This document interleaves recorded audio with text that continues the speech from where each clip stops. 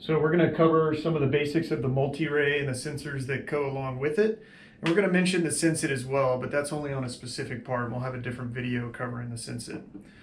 So to start off with your MultiRAE, RegOps and SpecOps have different ones. RegOps has a yellow booted MultiRAE, and it has a VOC sensor that maxes out at 1,000 parts per million. SpecOps has two different ones. One has a red boot on it, like the one here, and this is on the SpecOps engines. So the difference there is that the VOCs max out at 5,000 parts per million, and that's the only difference. And then the rescues have a black booted MultiRAE, and they actually have a 6 sensor for hydrogen sulfide, H2S, and their VOC maxes out at 5,000 parts per million, but they also don't have a filter on some of these. So the LEL sensor and the VOCs and the CO, it's all unfiltered completely.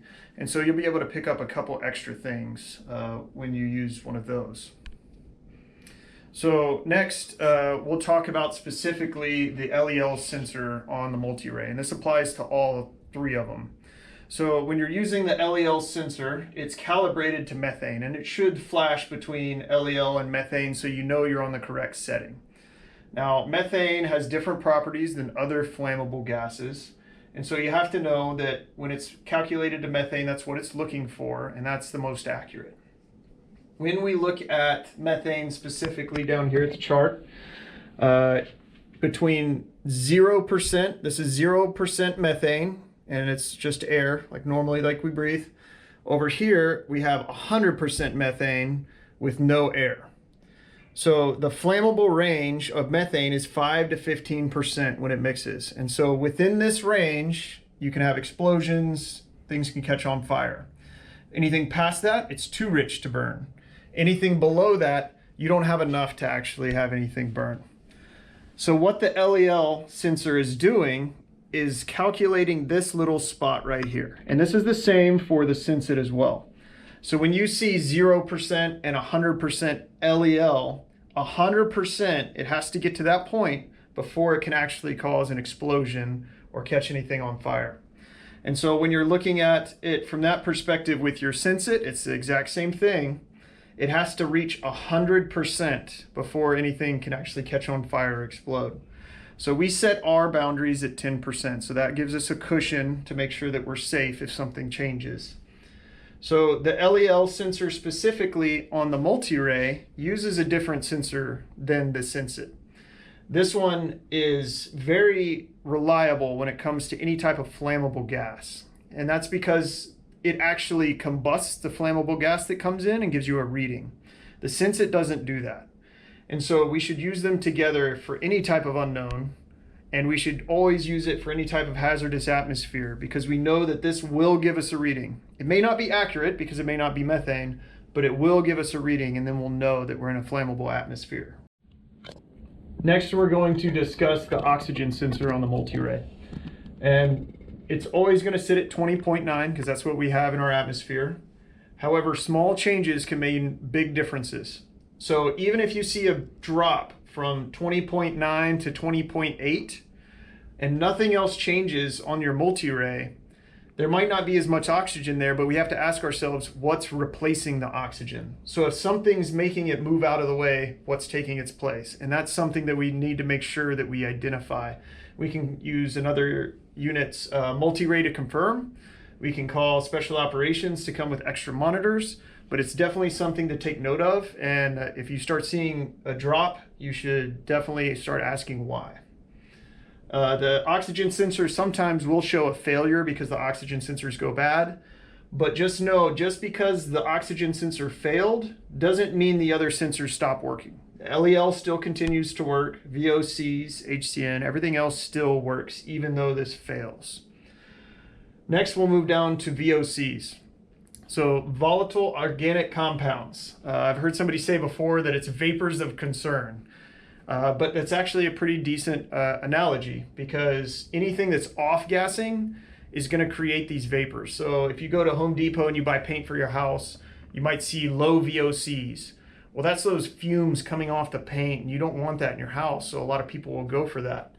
But if you see VOCs on your monitor, you know that something is off gassing, and usually they're toxic. And a lot of so when you look at VOCs, make sure you try to pinpoint what it is. So gasoline, obviously off gases, you can smell it. Any type of paint thinners, things of that nature are going to have those chemicals come off. So VOCs are something to be. So these VOCs, when you look at it, it should blink between parts per million and it will say isobutylene. So that is what it's actually calibrated for. It's kind of right in the middle of a lot of the chemicals and real stable. So just because you're getting a certain part per million doesn't necessarily mean it's very accurate, because you don't know what you're measuring. So if you know what you're measuring, there's correction factors. If you don't, just know that there is something there. And this number may not be accurate, and probably won't be depending on what you're picking up. What is carbon monoxide? And so these sensors are pretty basic. We also have them on the Sensits, and so we can always cross-reference them if we have an issue.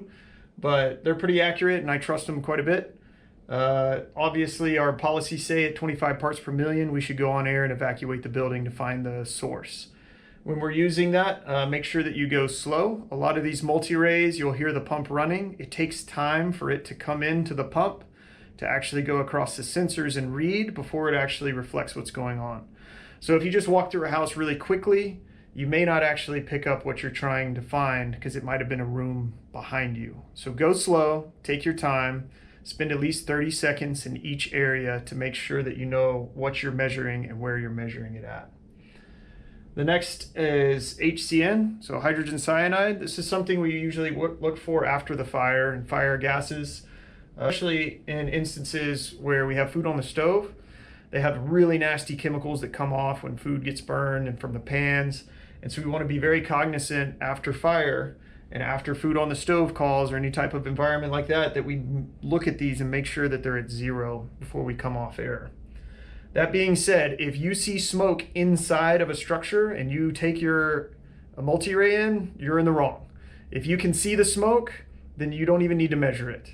So this is after the smoke is cleared out, then we can go in there and measure it. We don't want to oversaturate our monitors, because if you can see it, it's there. And so don't take it into nasty, smoky environments. And then the last sensor that we would have on a spec ops rescue would be the hydrogen sulfide.